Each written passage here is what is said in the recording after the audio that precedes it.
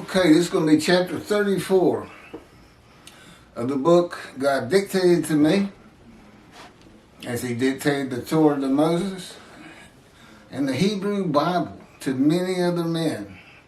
Just assume Isaiah wrote Isaiah and was a prophet of God, because if you talk to God, you become a prophet of God, and you can find that how that's explained in other videos or in the book itself, which is online. You can go find it. All of my videos come straight from the book, which is titled Isaiah 53 and the Day of the Lord, which is here. And Isaiah 53 describes his representation, the man who's going to be his prophet like Moses.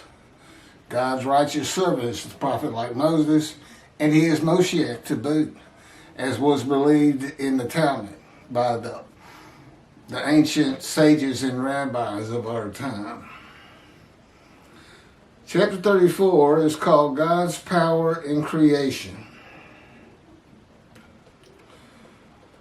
Moses was a person who murdered a man in anger, hid the body, and when discovered became frightened and ran from his crime, and then became a person more humble than any other man on earth at the end of his life, according to the Torah. He was chosen above all mankind, achieving a greater knowledge of the Almighty than anyone before. Moses was a man like Ezekiel, in that his spirit could become infuriated. To calm the spirit and soul of Ezekiel, God pinned him to the ground for 430 days after removing him from society. He said, and that's verse 8 of Isaiah 53. Ezekiel, go to your house. I bind you with the cords of my power, and you shall not go out amongst the people. Take him from the land of the living, society. Silent as a lamb, he wasn't talking to anybody. You see, God left what I'm about to read to you, the fire of refinement, how he gets a man ready to be his prophet. He left it out of 53 so that only I, the righteous servant of God, can explain it to you. But you can find it in Ezekiel. That's the backup. And he did it on purpose. It's crafty writing. He didn't want anybody to figure it out. Toby Singer, Jews for Judaism, they're so far off base, it's not laughable. It's just, they're not even close. It's not Israel. It can't be Israel for so many reasons. And I point that out in many videos.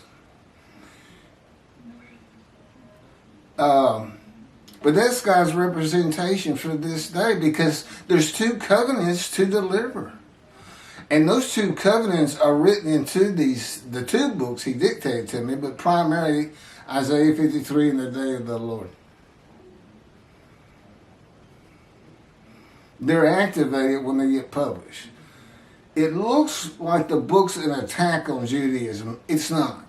But it does look like that and seem like that. But what it is God says, y'all got too many things wrong. And I knew I'd have to have another day to come down here, deliver a couple covenants, get my temple built. And that's in the covenant of friendship. I'm going to place my temple amongst you again. You'll never be defeated and dispersed again. And he calls it his eternal temple. So this one's not going to get destroyed. Let me just carry on. Oh yeah, but this fire of refinement, he left it out on purpose. And again, the backup's Ezekiel. That's the key to 53. Look what all he goes through. And he matches about 5 or 6 of the verses. Okay? And God tells him what he's going to do to him. It's actually described, the fire of refinement. Ezekiel, I'm going to make your forehead like adamant, harder than flint, your face brazen.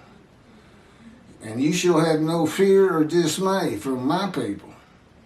He's going to toughen him up. He's got to go to God's prophet boot camp.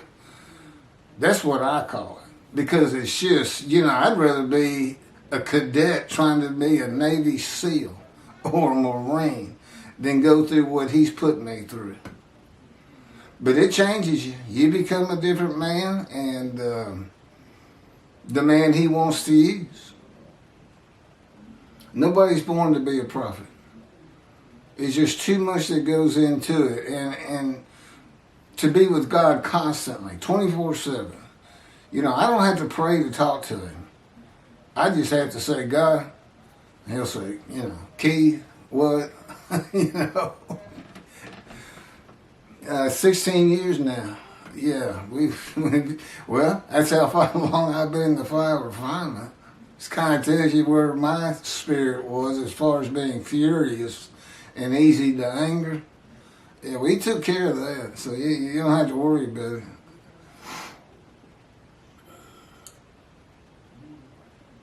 So he pins Ezekiel to the ground for 430 days with his hands handcuffed behind him in God's power, cords of power. On one side for over a year. Then he got to flip over on the other side for about 40 days. And you say, oh, I can't imagine God would do that to a person. Oh, I can. That's not a problem for me. My point to him was, that's it. 430 days, you've been with me 16 years. How come I'm not ready? And he says, it's just a more complicated time now. And chastised him. These are the big words.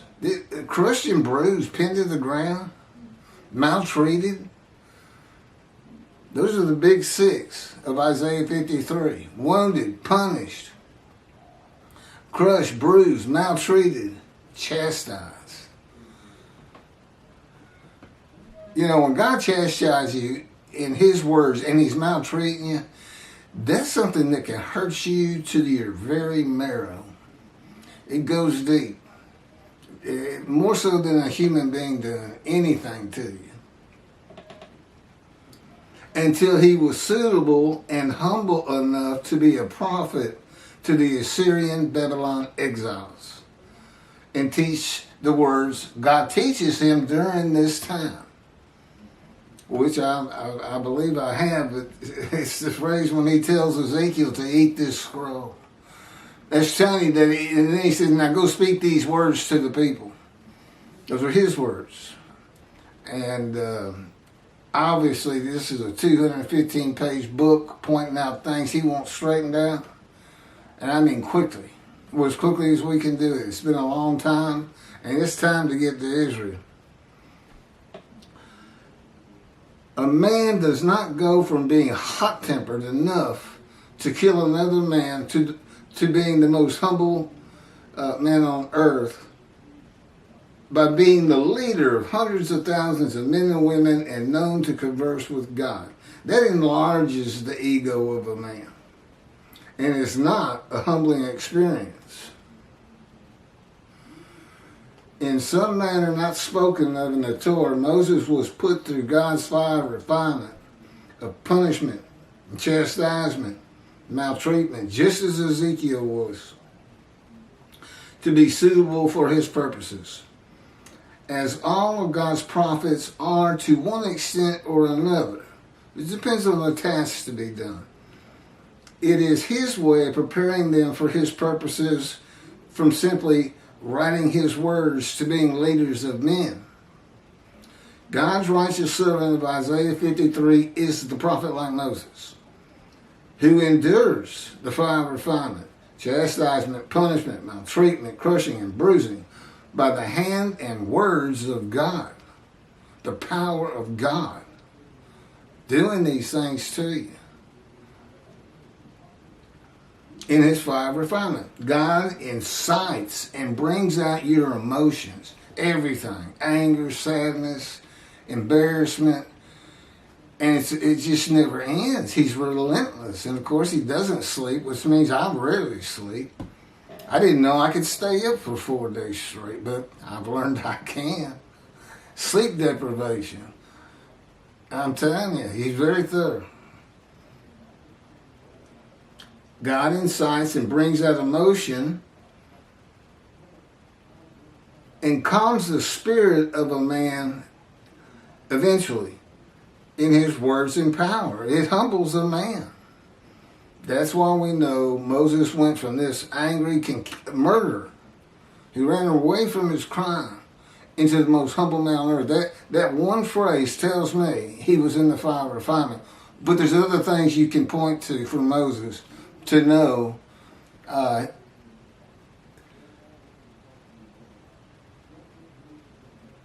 okay, God doesn't want me to go into that. I'm going to finish this up.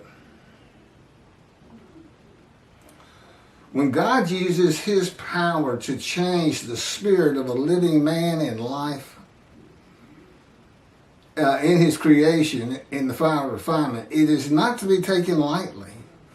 God enjoys watching creation unfold naturally, as he knew it would, and not as he can make it happen, if he wants to.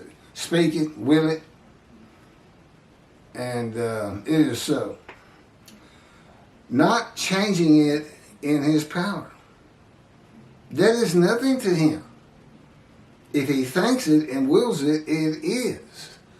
The fact that he knew everything from beginning to end, could think it all through, so to speak. He calls that having a knowing of things. But that's what he enjoys. So this is the day of the Lord, but I wouldn't expect any big miracles or anything from him. I mean, he's not, this is how I'm going to be recognized. He gave me 3 proofs. It's the books and my knowledge that's in the books. My knowledge that Elijah would have of heaven, because that's why God took him to heaven, and in the day of the Lord he returns. You got to ask yourself, what's going on here? It's all in the book, and I've had it in other videos. And finally, the fact that I can explain Isaiah 53. 3rd proof. Moses had 3 proofs, and compared to what I've been given, they were nothing. And yet, he got 600,000 Israeli slaves in Egypt to follow him with their families. Some people estimate 1 million people. They did their share of complaining. Okay, that's it. Next chapter is 35. Some of these chapters are real short. Some are terribly long. I have one that is Isaiah 53 with Rashi's commentary, my commentary on every verse, and then my commentary on Rashi. And it's 11 half-hour videos. It just took a long time, and that's in the book. But also a lot of these are real short.